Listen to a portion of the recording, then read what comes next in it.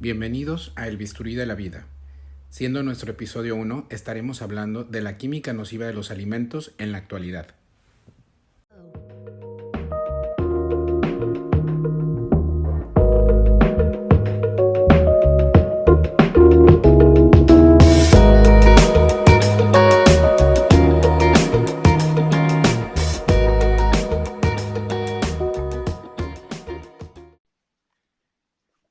Espero estén teniendo un excelente día y quiero agradecer por tomarse el tiempo de escucharnos y que se queden aquí para que aprendamos de un tema que nos preocupa y nos ocupa. Soy el doctor Saucillo y este podcast está enfocado a tratar temas de salud, filantropía, activismo social y al escuchar historias de los héroes anónimos que están a nuestro alrededor. Síguenos en nuestras diferentes plataformas y suscríbete en Spotify, Apple Podcasts, SoundCloud, iBooks y YouTube. Nos vamos de lleno al tema del día de hoy con nuestro invitado, amigo, médico y un gran científico, el doctor Francisco Llano, especialista en medicina integral y funcional. Bienvenido, amigo. Muchas gracias, doctor Saucillo. Sabe que es un honor para mí estar aquí con usted y le agradezco mucho esta invitación. El placer es nuestro, Paco. Y bueno, vamos a iniciar, pero antes de iniciar, tenemos que definir ciertos temas. Primero, ¿qué es la medicina integral y funcional? Mira, la medicina integral y funcional nace de la necesidad de poder, primero, como dice la palabra, integrar todas las disciplinas que se han hecho de manera alternativa o paralela con la medicina alopática, la cual se ha encargado de pues basarse mucho en tapar síntomas, en ver el medicamento como una solución parcial, no desde un punto de vista ni preventivo ni correctivo. Entonces, gracias a esto se han hecho varias disciplinas que nacen de la alopatía, pero que están enfocados a regenerar. Por ejemplo, la medicina regenerativa con células madre o la medicina desde el punto de vista genómico. Entonces, todas estas áreas que fueron creciendo desde un punto de vista diferente sintomático, se integran, por eso se llama medicina integrativa, para tratar de dar más calidad de vida a los pacientes.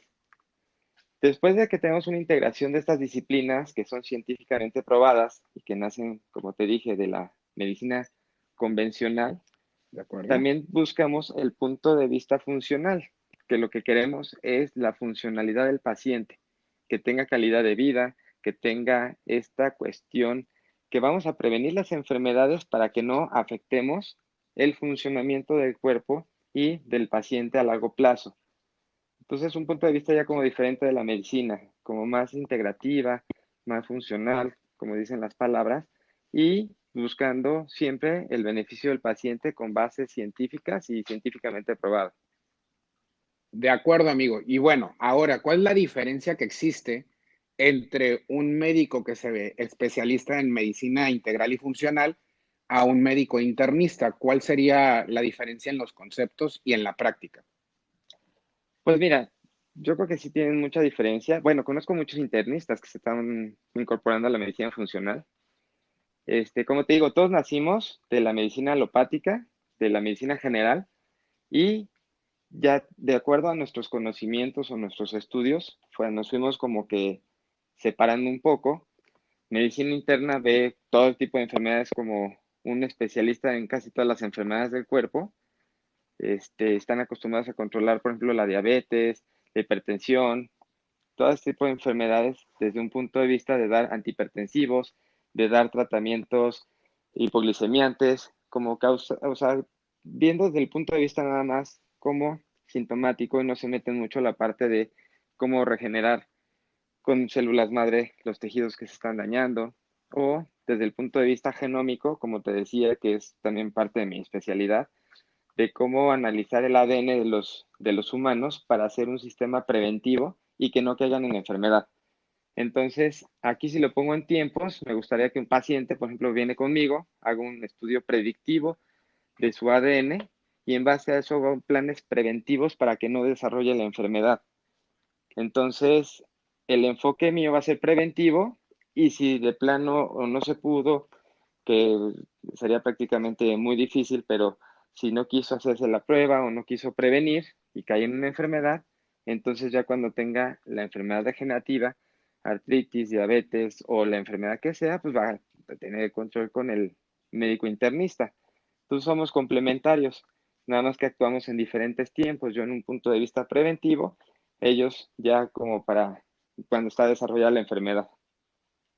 Y eso fue lo que nos llama la atención y bueno, en lo particular que también hago algo de esta práctica en cuestión de medicina regenerativa, si nos ponemos en una línea de tiempo, hablamos que es la prevención, que es lo que tú estás realizando con este estudio predictivo genómico, la otra parte que es la que realizaría el médico internista tratando ya los síntomas y tratando la enfermedad, y una adelante que es la medicina ya correctiva o regenerativa. ¿Qué nos podrías decir un poco de la medicina regenerativa que haría ahí? Mira, estamos trabajando fuertemente en ello durante hace muchos años. Yo he dado conferencias hace 20 años sobre el potencial de las células madre. Desgraciadamente, muchos intereses han hecho que se frene la investigación en base a esto, pero ha demostrado que tenemos que basarnos al principio. Al principio de todo es el origen de las células, de cómo funcionan sus nutrientes, sus sistemas antioxidantes, sus sistemas de reparación. Y ya cuando estamos muy avanzados en edad, pues, todos esos sistemas se van desperfeccionando o se van limitando. Entonces, lo que estamos trabajando son elementos biológicos que ayudan a que esta célula recupere su capacidad de volver a funcionar o su capacidad de volver a integrarse al funcionamiento, porque muchas veces tenemos células que están en el cuerpo que se dañan y dejan de aportar funcionalidad al cuerpo y solamente consumen recursos. Y esas células son viables, son funcionales y antes de que caigan en un proceso de apoptosis o de muerte celular programada, podemos todavía reincorporarlas sanándolas al sistema. Entonces, muchos de esos elementos vienen en células nuevas, que son células madre. Por ejemplo, si sacamos enzimas como superóxido mutasa, glutatión transferasa, tenemos la capacidad de bajar el estrés oxidativo en el cuerpo y estas células están muy llenas de esas enzimas antioxidantes. Entonces, el punto de vista regenerativo es tratar de rescatar los tejidos en funcionalidad. Perfecto. Entonces estamos hablando que podemos llevar a cabo una reparación, una regeneración de estos tejidos en base a los componentes que tienen estas células madre adentro. Exacto. Sí, todavía no podemos Ya, sembrar células vivas porque habría rechazo, pero estamos utilizando los elementos biológicos que tiene la célula y estamos manipulándolos de tal manera que estemos haciendo una señalización a las células para que realicen ciertas funciones que nosotros queremos. Por ejemplo, utilizamos péptidos o péptidos bioactivos. Entonces, con los péptidos que son derivados también de células, podemos dar una señalización específica a una célula para que haga colágeno, para que haga elastina, para que se regenere, para que entre en un estado como más pasivo, para ayudar a la inflamación o desinflamación. Todo el efecto antiinflamatorio que ahorita es un tema importantísimo por el deterioro de todas las enfermedades degenerativas y del envejecimiento. Entonces, tenemos esa capacidad de empezar a trabajar ya con señalizaciones o señalizadores que puedan trabajar a favor de nosotros en la medicina funcional. de acuerdo. Bueno, es una excelente definición de todo lo que podemos llegar a realizar con la medicina integral y funcional. Y vamos de lleno al tema del día de hoy, que es la química nociva de los alimentos. Y ahora te quería preguntar, ¿qué sucede con los alimentos que encontramos en los supermercados? ¿Qué estamos consumiendo? Es una gran pregunta y creo que todo el mundo está preocupado y ocupado, como mencionamos al inicio del podcast, de su Ajá. alimentación, pero ¿qué estamos consumiendo realmente? Es que mira, complementando lo que te daba de definición, que no me quise explayar demasiado con la medicina funcional y la integrativa, es que también tenemos esa área tan importante que la medicina normal ha dejado fuera, que es el área de nutrición. Pero ese es un punto de vista de nutrición bioquímica, no nutrición convencional. No competimos con los nutriólogos, al contrario, complementamos la parte bioquímica Y de los molecular. alimentos y la parte exactamente molecular de cómo cambian los elementos cuando los cocinamos y cómo afectan la salud. Entonces, otra área que manejamos mucho en medicina integrativa y funcional, que tú también eres experto en ello, son en Gracias. hormonas bioidénticas. Entonces, toda la cuestión hormonal, pues también nos interesa integrarlo, equilibrarlo de manera saludable, sin riesgos. Entonces, ¿por qué te traigo esto a colación? Porque muchas de las cosas que estamos comiendo ahorita, industrializadas, interfieren con este funcionamiento endocrino, interfieren con el funcionamiento saludable del cuerpo e inducen a la inflamación. Entonces, la parte como más importante que ahorita quiero exhortar a muchos médicos a estudiar es la parte bioquímica funcional de los alimentos para poder hacer un sistema preventivo de procesos degenerativos en todos nuestros pacientes. De acuerdo. ¿Y esto se puede llegar a pensar que puede ser muy caro o es algo que podríamos tener más accesible que algún producto milagro, que algún producto que normalmente tienen tanto para el control de peso, pero también para generar salud, que esa es la finalidad? Eso es muy curioso, es una pregunta muy buena. Digo curioso en el sentido de que, pues, generalmente la gente no está acostumbrada a invertir en su salud. Entonces, tú lo ves, siendo médico alópata, pues muchas veces te están buscando cómo escatimar en comprar, si mandas cualquier medicamento en la versión más económica. Por No lo ven desde supuesto. el punto de vista que va a ser lo que les va a ayudar a su cuerpo. Y si yo veo que mi bien más valioso que tengo en la vida es mi cuerpo, entonces voy a empezar a cambiar el punto de vista de las cosas. Tú haz de cuenta que eres una casa y esa casa se empieza a deteriorar, se empieza a utilizar materiales corrientes para arreglar las fallas que se vayan presentando como humedades, pintura y todo, la casa se va a deteriorar peor. Si inviertes en los mejores materiales y reconstruyes tu casa con mejores materiales, vas a tener una casa sólida y estructurada. Entonces, nosotros nos utilizamos los alimentos para reestructurarnos. Vamos renovando células todo el tiempo, vamos renovando los tejidos. Y el elemento que utilizamos para renovar esos tejidos son los alimentos. Entonces, ¿qué alimentos vas a utilizar? Pues los de mejor calidad. Eso sería en teoría. Pero en la práctica no. En la práctica queremos comer comida chatarra, comida económica, comida que no es nutritiva. ¿Por qué? Pues porque también se meten en conjunto varios elementos que juegan con nosotros, como el aumentar el sabor o que poner sustancias adictivas o jugar con el marketing de la vista, ¿no? Yo les explicaba en un live anterior que todos los elementos en la naturaleza que tienen más antioxidantes o incluso que te pueden advertir de veneno, vienen en ciertos colores brillantes. Entonces la naturaleza juega mucho con los colores en ese aspecto. Si tú ves una serpiente con colores brillantes o un pulpo que le brilla azul fosforescente el tentáculo, pues te está advirtiendo que tiene un veneno superpoderoso. Entonces no te acerques. Nadie quiere gastar su veneno y nadie quiere gastar tampoco sus antioxidantes ni sus enzimas. Entonces, si una planta crea un vegetal o una fruta con muchos antioxidantes para que tú lo consumas y deposites su semilla lejos de ella para que no le compiten recursos, entonces no quiere desperdiciarlo y te quiere decir, ven, te voy a recompensar con antioxidantes, te voy a recompensar con nutrientes, con oligoelementos, con todos estos elementos que estamos platicando, y ve y deposita mi semilla con fertilizante lejos.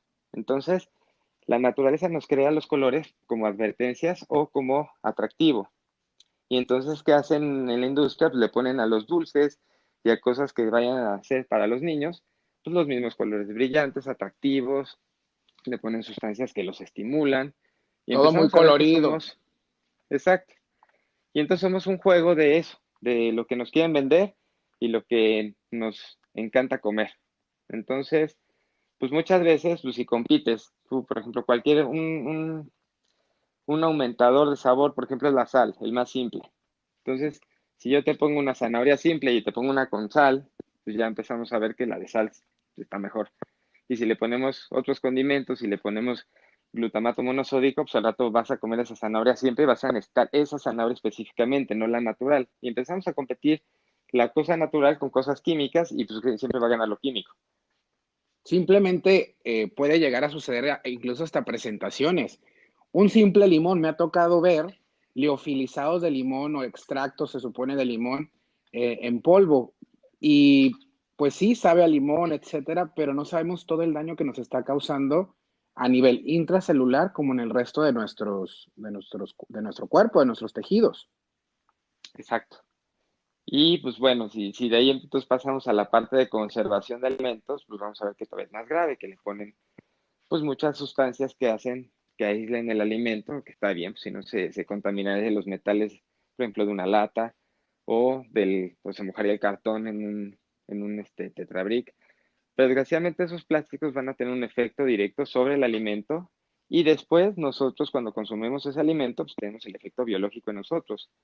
Entonces, pues, es un acúmulo. Y como dices, las presentaciones, ¿no? Ponerles aceite a los jitomates para que brillen más, que es un aceite que pues, nadie ha probado, a veces es hasta mineral. Y empezar a jugar con las presentaciones de los alimentos para hacerlos atractivos y para que pues, la gente los consuma más, hablando de Una, cosas naturales.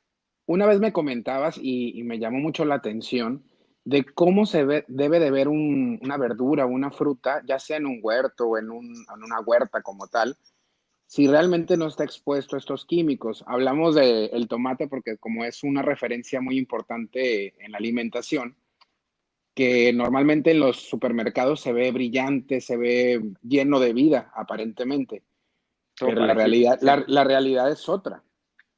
De hecho, sí, tú lo puedes ver en muchos alimentos que generalmente naturalmente estarían pues, madurando al sol y cómo la, el proceso bioquímico de maduración se va dando en cuanto a la exposición de rayos solares y cuando está todo parejito dices, hoy está difícil. Bueno, es tan fácil luego como comparar a veces jitomates o plátanos orgánicos, de cómo el proceso va totalmente diferente. Muchas veces los compras y los compras congelados verdes. Entonces, la reacción bioquímica que tienen los rayos solares en ese alimento a veces constituyen la formación de antioxidantes y de nutrientes. Al no estar expuestos en este proceso, pues ya no van a tener los nutrientes necesarios que estamos buscando en este alimento. De acuerdo, pero incluso hasta el tamaño juega un papel súper importante aquí porque hay generaciones ahorita que no conocen una fruta de manera silvestre, una verdura que nació en un huerto como tal, sin el uso de pesticidas, cosas que ayudan que promueven la conservación uno y que protegen el tamaño, que no se vaya a hacer pequeño, etcétera. Entonces, a esas generaciones, porque muchas generaciones más abajo que las de nosotros, pues no conocen este tipo de alimentos en un ambiente normal. ¿Qué tiene que ver o qué implicaciones tiene el crecimiento desmedido además de estos alimentos o en estos alimentos como tal? Bueno, aquí tendríamos, es una pregunta interesante. Ya tenemos, pues, como diferentes clasificaciones, podría decirlo así, porque obviamente desde que empezó la agricultura o empezamos a hacer ganadería o etcétera, ha habido un proceso que podría considerarse como de selección natural, que es de mejoramiento de las especies. Ese lo estamos haciendo de manera, este, podría decirse como artificial, pero natural, dada la contradicción, Ok, porque generalmente pues, vamos escogiendo los mejores elementos para reproducirlos. No estamos metiendo hormonas, no estamos metiendo tecnología genómica para mejorar una especie ni nada, solamente selección natural. Escojo los mejores elementos y los empiezo a reproducir y empezamos a mejorar especies. Así hemos hecho cambios genéticos en muchas especies como los perros, ¿no? Hace 10.000 años teníamos puros lobos y ahorita tenemos perros rarísimos como un chihuahua, un pug o un salchicha, que todos salieron de lo mismo. Y hemos hecho ese proceso sin meternos todavía en la cuestión de ADN, nada más por selección de especies y hemos hecho cambios espectaculares. Ahora, desde ese punto de vista, después cambia la cuestión que decía más como entre comillas artificial, que es agarrar y empezar a meternos con variantes genéticas y hacer manipulaciones y empezar a crear elementos transgénicos, que eso es lo que también se está dando. Hacer salmones que tienen 10 veces el tamaño normal, o de repente que vas al súper en Navidad o Año Nuevo y dice pavo de 8 pechugas o 5 pechugas. Entonces en ese momento debemos estar diciendo, pues, ¿qué onda con ese pavo? para ¿No? empezar No no creo es que sea algo natural. normal, ¿no? Pues Y, sí, y bueno, encontramos pavos que parecen ya casi avestruces, o sea, son cosas sí. muy grandes. Entonces, hay que ver qué hicieron con ese pavo, si verdaderamente se metieron en su ADN, si encontraron muchos pavos grandotes, los reprodujeron, o le pusieron una cantidad de hormonas brutal y también estamos comiendo un cóctel químico ahí que pues, a nadie le va a caer bien.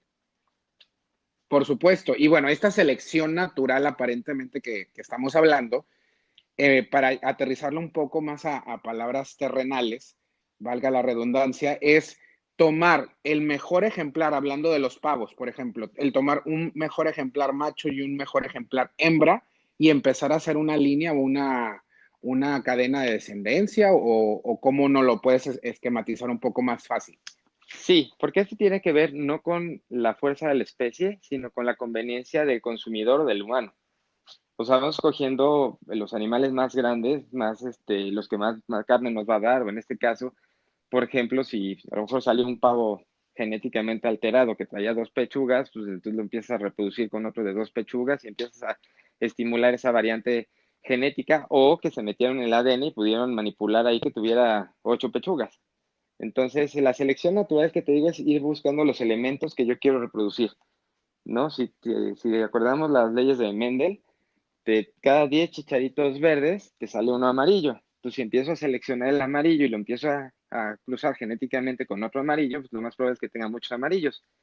Esa es como una selección natural que normalmente se daba en la naturaleza. Te pongo un ejemplo también con los animales albinos que se dan en casi todas las especies, pero generalmente ese elemento era el que menos sobrevivía porque pues, era el más visible en Claro. cuanto a camuflajes, en cuanto a cualquier circunstancia de depredación.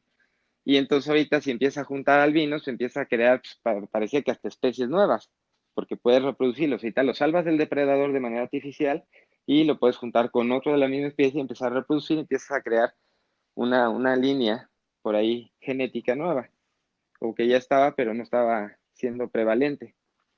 Entonces empiezas a seleccionar así el salmón más grande con otro salmón más grande y empiezas a hacer esas pequeñas como mutaciones en varias generaciones. O la otra, la más rápida, pues empezar a, como te decía, implementar modificaciones genéticas que ya están dando en muchas plantas y en muchos animales. Ok, Paco. Y bueno, ¿qué podemos pensar o qué podrías recomendarle a todas las personas que nos están escuchando a la hora de nosotros adquirir algún alimento o qué línea podríamos seguir para tener una alimentación más saludable? Incluso no podemos decir que todo va a ser libre de químicos, pero al final del día, pues hacer una modificación positiva en nuestra dieta, en nuestra alimentación y que lo podamos adquirir de manera un poco más fácil o incluso en el supermercado o en el mercado municipal o en el mercado de la ciudad, adquirir alimentos que nos puedan beneficiar realmente. Ese es un tema muy importante. Pues lo primero es que tenemos que presionar para que existan más entidades legales que puedan certificar lo orgánico. Porque lo primero que te digo es go organic, o sea, vayas al orgánico. El detalle es que tenemos que darle fuerza a estas ramas de la ley que puedan certificar cuando algo verdaderamente sí es orgánico o que no se puedan fusilar el nombre a veces sin tener los requerimientos necesarios para darle esa certificación. Entonces, yo creo que eso lo vamos a lograr entre todos, presionando por hacer las cosas más sustentables, más naturales, pensando en el ecosistema. Y de hecho es muy fácil, digo, ahorita que estamos en cuarentena, platicábamos en el otro live que tuvimos, que pues, es igual la misma distancia ir a la sección de vegetales y comprar cosas naturales, a ir a la sección de enlatados y comprar puras cosas que verdaderamente tienen conservadores y que tienen algunos elementos químicos no deseables en el cuerpo. Entonces, mi consejo para la gente es tratar de hacer los alimentos más naturales, menos condimentados y menos procesados. Excelente. Y bueno, si estamos en el mercado y en el supermercado, definitivamente, ¿qué es lo que no recomiendas que nos metamos a ese pasillo y consumirlo? Realmente es la cuestión de todo lo que está empaquetado. Cuando llegas con un elemento que te guste y te pongas a leer la lista de ingredientes y veas cosas que no identificas, si tú no identificas algo, créeme que tu cuerpo tampoco lo va a identificar. Y todo lo que no identifica tu cuerpo causa inflamación y rechazo. Entonces, trata de hacerlo lo más natural posible. Ya empezando ahí vas a ganar mucha salud. Después ya empezamos a ver ya la clasificación de cuáles son los mejores alimentos, porque eso se puede hacer de manera personalizada. Para eso tenemos expertos como tú o como yo que damos consulta y entrenamos o enseñamos a los pacientes a cómo identificar todos estos elementos positivos de manera personalizada. Pero eventualmente, en general, yo les diría que pues traten de ir a la zona de alimentos más naturales y hagan sus alimentos en casa. Ahora sí que es lo que nos enseñan realmente en la escuela, ¿no? Que nos puedan decir, esta es una lechuga, este es una papa, y no alimentos que tengan unas letras muchísimo muy grandes, que al final del día son componentes o conservadores, como en las latas, como en los empaquetados que nos dices, o estos alimentos con tecnología que dicen que tienen todos estos componentes, tanto de carbohidratos, proteínas, incluso hasta grasas, pero que vienen en un paquete y que lo absorbes y lo consumes en menos de 2 segundos. Claro, cada vez estamos haciendo alimentos más compactos y más calóricos. Y la naturaleza hizo lo contrario. Por eso inventó la fibra y el agua. Entonces, no es lo mismo consumir una hamburguesa que te va a llevar a 500 calorías a un kilo de jícamas que va a tener 50 calorías y te van a llenar igual. Entonces empezamos a ver la cuestión de nutrientes, pero si complementas con proteínas de alta calidad biológica que no estén fritas y que no tengan procesos que hacen que el alimento se vuelva todavía más calórico, pues llevamos una dieta saludable y nos vamos a mantener delgados, sin tanta inflamación subclínica y sin tantos procesos degenerativos activos que nos van a llevar a un envejecimiento saludable. Excelente. Y además todas las consecuencias que podemos llegar a tener. Ahorita que hablaste de esta inflamación subclínica o estas enfermedades subclínicas, es muy común que haya muchas alteraciones a nivel hormonal, como lo mencionamos, pero contribuye mucho a desmejorar o a empeorar el cuadro clínico desde un diabético, un hipertenso, una paciente que tiene presión alta o alteraciones en sus azúcares de la sangre.